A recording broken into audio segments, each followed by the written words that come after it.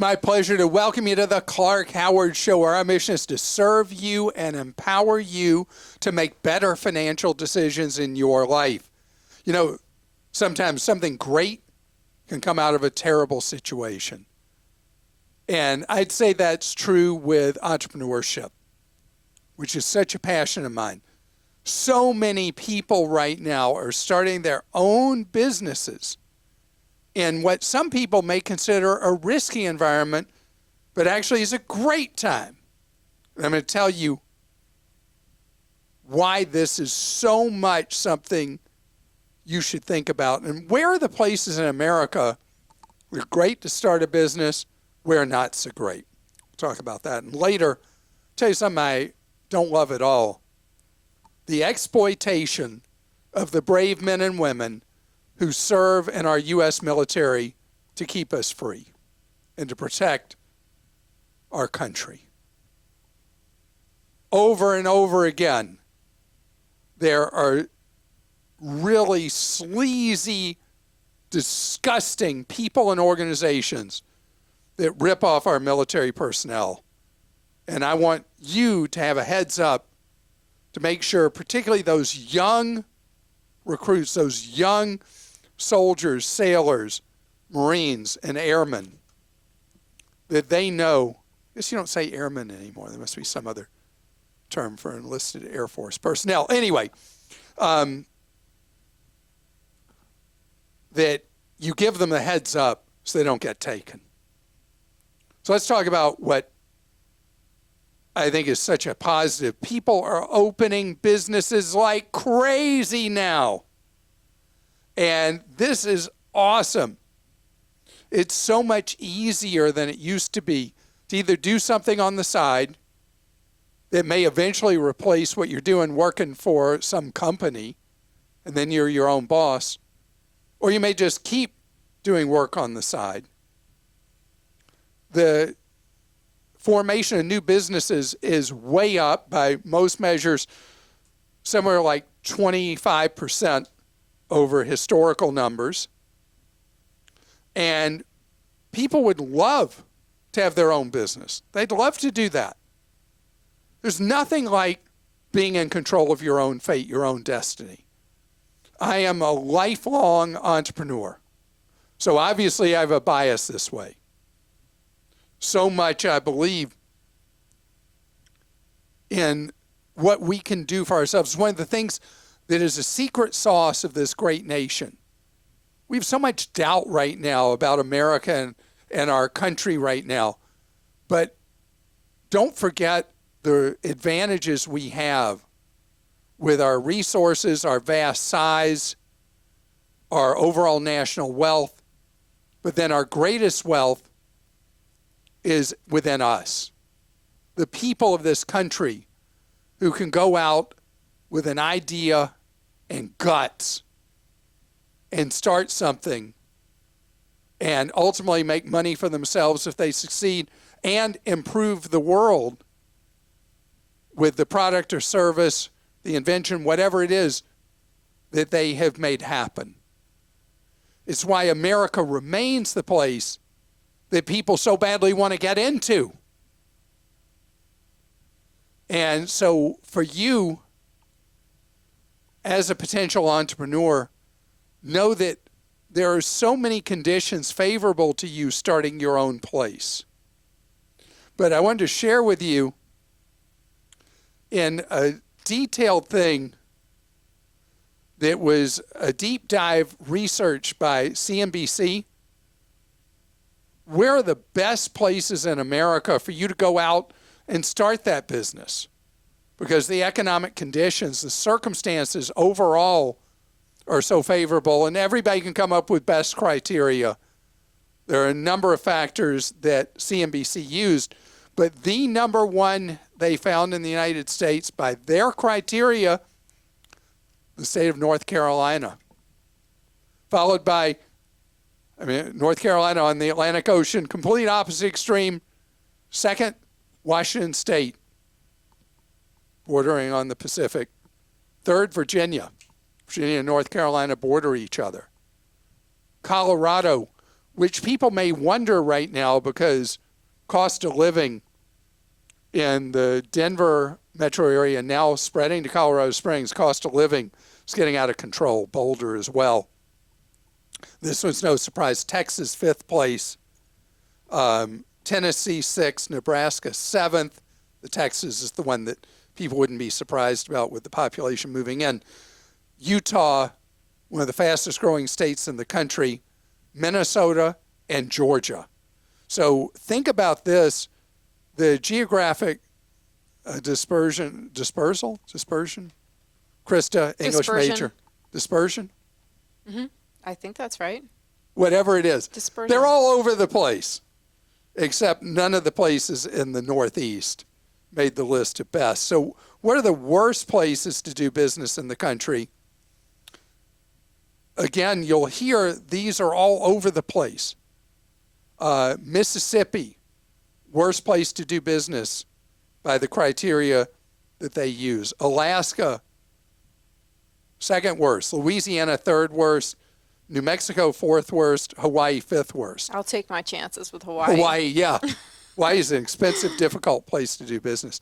Interestingly enough, a lot of people think that it would be places in the Northeast and California that would be on the worst places to do business list. And they're all kind of in the middle of the 50 states. But again, the top of the heap, North Carolina, Washington, and Virginia. All right. Not Washington, D.C., Washington State. Okay, we'll go to some questions now. This one's from James, who's in California. I've owned a property in San Diego for more than 3 years and plan to relocate to North Carolina. Would it be worth it to rent my property for the next 3 years and sell before I'm required to pay capital gains tax? Or should I just sell and get out of Dodge? So, okay, the housing market slowed down some. But you're in one of the markets that's really housing short and has been so forever.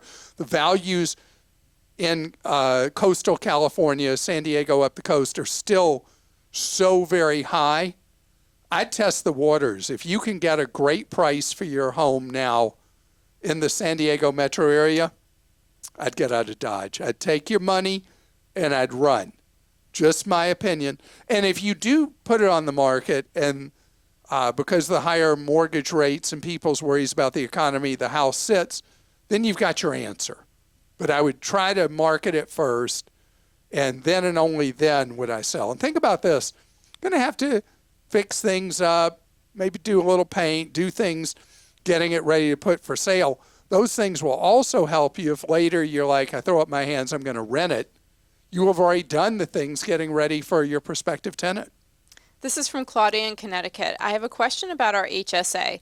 My husband works for a private school, and our HSA is affiliated with our local bank, earning almost nothing for interest. We've asked about transferring it to a Fidelity HSA, but his school stated that it had to stay with the local bank. That doesn't seem correct. Why bother with having the HSA as an investment if it's not earning much at all for interest? Okay, first of all, they probably mean well, but they're wrong.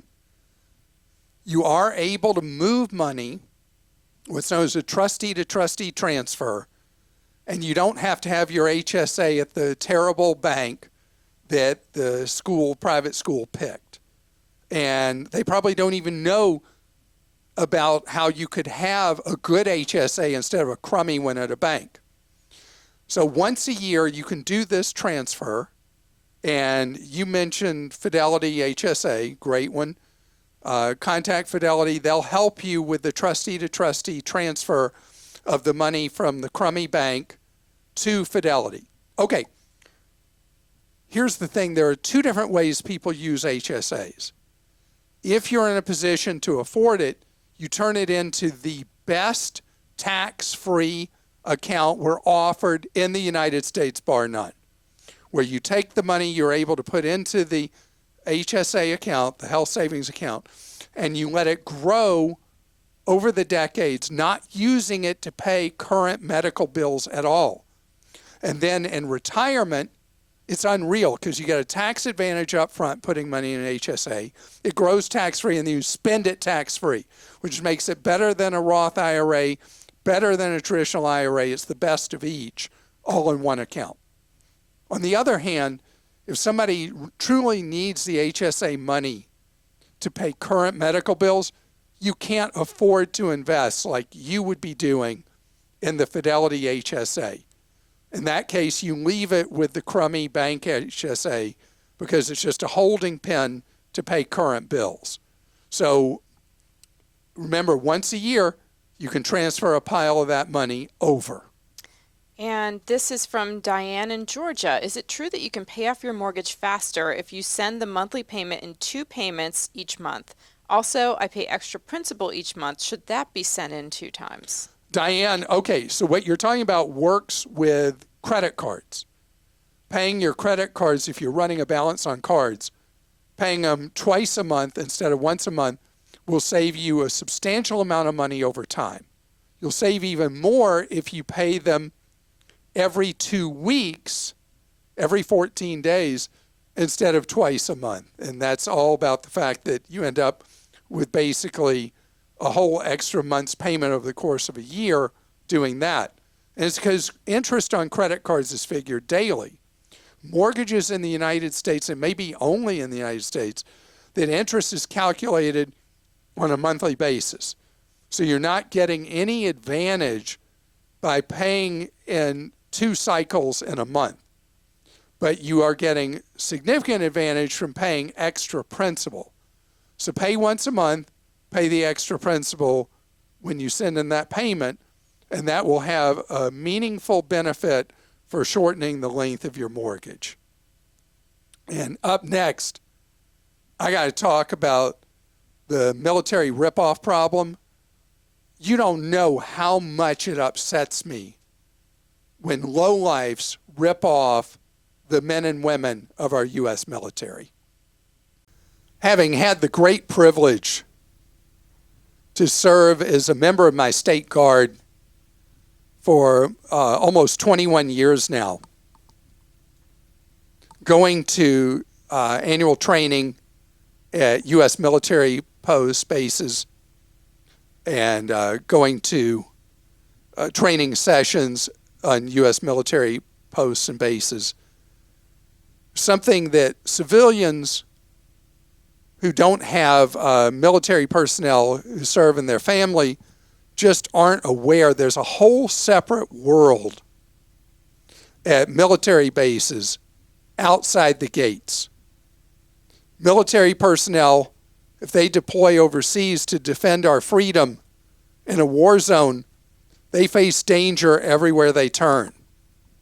They get to a stateside post or base, and what they face is landmines for their wallets every time they go outside the gate of their base.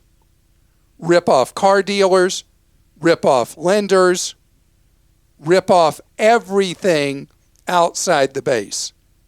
Typical example of how military personnel get cheated is when they go to buy stuff.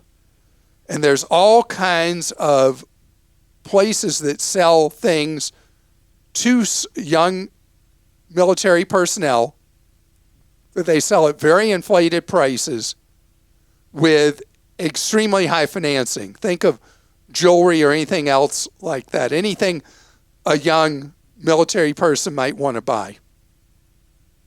Maybe they're buying jewelry for a sweetheart, or they're engaged, or a spouse, or whatever. They get ripped off like nobody else anywhere.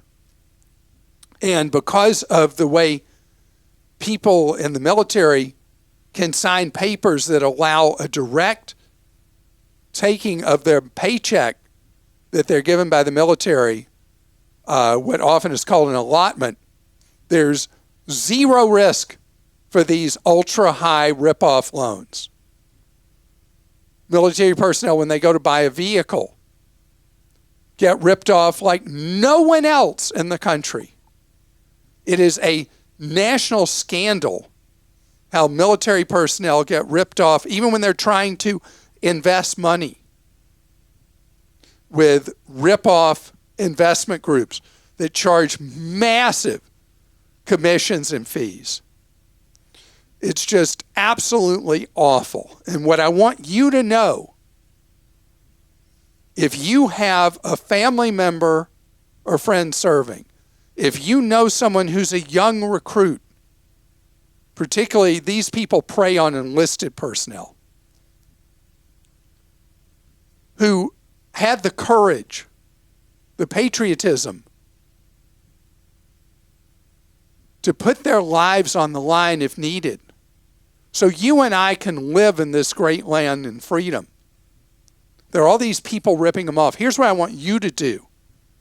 I want you to make sure that they are aware of these horrible, horrible people and organizations that will rip them off in investing, in purchasing of big things and small things and things in between. Furniture is another category where you'll see all the furniture locusts outside of a military base offering all this furniture up that may not last as long as the loan does, selling it way beyond retail with massive amounts of interest charged. Please educate that young family member to be aware that the way you buy things is cash is king. Cash is king. Teach them that when they're saving for their future, to do it through the TSP, the Thrift Savings Plan, that's offered to them by virtue of being a member of the U.S. military serving our great nation. TSP is the best retirement plan, hands down, anybody's got. No commissions, no crazy junk fees, nothing. Stay away from all the outsiders trying to get in their wallet, picking their pocket. It's up to us to educate these young men and women so that they can be there to serve us. And we serve them and our family or our friends, making sure they know how to avoid getting taken. And Christa, we've been together working for almost 26 years now. Mm-hmm. How long have you heard me? I started when I was 3. Right. How long have you heard me talk about this military thing? Unfortunately, it's been going on since I started working with you before then. So terrible. Well, I do have a question from someone who is retired from the military, from Charles in Oklahoma. He says, I'm a retired military veteran. As we are on a limited income, my wife and I often look for discounts on many of the things we purchase. For the last 20 years, that has included using a vacation club for the military to book resort vacation rentals. Usually, we have been very happy with our experiences. Last December, we purchased 3 certificates for discounts on their regular 7-night stays for $299 each, which represents a discount off of their regular $379 price. We have used these a few times before with great results. There are numerous resorts available at the regular price, but when we attempt to book a stay using these certificates, the availability of resorts is vastly reduced. We can book many resorts for the regular price or pay an upgrade fee of $350 or more, not including the certificate, depending upon the resort. This essentially makes the 3 certificates all but worthless. We feel that the certificates were advertised and sold under false pretenses. And Charles, you feel correctly, because this has been a problem in the travel business again. Yeah. Just as long as what we were talking about with the military ripoffs. This is not particular to the fact you got it from a vacation club for military personnel. This thing with buying a voucher, a travel voucher of some kind that you're supposed to be able to exchange for a trip, has been a ripoff to scam category forever. Because if you're buying one as like a voucher for a promise that you'll be able to travel somewhere at a future date, instead of for a specific date, you're in danger of being ripped off just as you are here. So right now you've got $900 tied up in these 3 vouchers that are worth 0 pennies to you. And it is terrible circumstance. If you can be really flexible with your travel weird dates, and use up these vouchers. Do so, and then don't ever buy them again. As far as complaining that, yes, obviously, these are always advertised and sold under false pretenses. So getting the money back, I don't know how you could, because they knew up front they were selling you junk. And you were lucky prior that you were able to use them. They might make the excuse that travel demand is extra high right now because of the revenge travel people are on from not having been able to travel in 20 and 21. Maybe there's a small kernel of truth to that. But the reality is, selling these kind of travel vouchers and then not being able to use them has been a problem forever and is just a big ripoff, in my opinion. And this is from Jennifer in California. I am a 51-year-old teacher and have a 403B that I started when I was young and had fewer choices available to me. It is through a relatively high-cost provider with horrible front loads. I contributed regularly but stopped when Roth IRAs started, and I focused on maximizing that each year. Now that I have more money available to save, I'm interested in opening a 403B at Vanguard as they have much lower fees. My question is, if I opened and start contributing to a 403B at Vanguard, would I be able to roll my funds from my previous higher cost 403B into my new one so I'm paying less fees on working at least 12 more years? Because on those money so yeah, I got it. So I can answer that already. Okay, so Jennifer, yes, you can take that money and you can move it in what's known as a 1035 exchange. If you talk to the 403B people at Vanguard, since you haven't contributed to this 403B in a long time, you wouldn't have any back end loads you deal with. You had front end. Any additional surrender fees would have certainly long since ended, almost certainly. So you'll be able to move the money, free it from the rip-off 403B firm and the insurance company that's ripping you off. You'll be able to move it to the Vanguard 403B and pay fees that should be as little as 1/400th of what they are with the insurance company 403B. And it'll be a pretty easy process to do the trustee-to-trustee transfer. There's no tax owed or anything like that. Your money will just be in a 403B that's affordable and works for you instead of ripping you off. And this is from Emma in South Carolina. Unfortunately, my husband's family bought burial plots for everyone decades ago. We do not need them as we all plan to be cremated. Any thoughts on how to sell these plots? I've been unsuccessful with Craigslist. Yeah. So don't believe anybody who says they can sell your plot for big money or anything like that. Cemetery plots in most places in the country have become unsellable. And the reason is that overwhelmingly people are moving towards cremation. And looking at the trend lines about what percent of people are being cremated, it's a terrible, terrible problem for somebody who wants to get rid of a plot. So the best thing that I've recommended over the years is you donate it to, as an example, we were talking about veterans earlier. You may be able to donate it to a 501c3, a charitable veterans organization that will use the plot for burial for a veteran who doesn't have any resources and wishes to be buried and for whatever reason doesn't want to be in a military cemetery. That's an idea. Any charitable kind of organization that would be interested in having a plot would be who you'd want, because many churches take them too. Oh, churches do too? Donating to a Great. church locally. So that would be a way to do it, because selling a burial plot at this point is almost unheard of, because there's just flat out virtually no demand anymore. And the data I've seen shows that by 2040, that less than 10% of Americans are expected to be buried. The over 90% others will be cremated or some other method of disposal. There's some issues where there's other methods that people have asked us about that are supposed to be more environmentally friendly than doing cremation. So cremation is not your only alternative now versus doing burial. And now that we've been talking about this deadly topic, I hope you've enjoyed this episode of our podcast. And please, if you're enjoying what we do, share us with your friends. If you don't enjoy what we do, share us with people you don't like.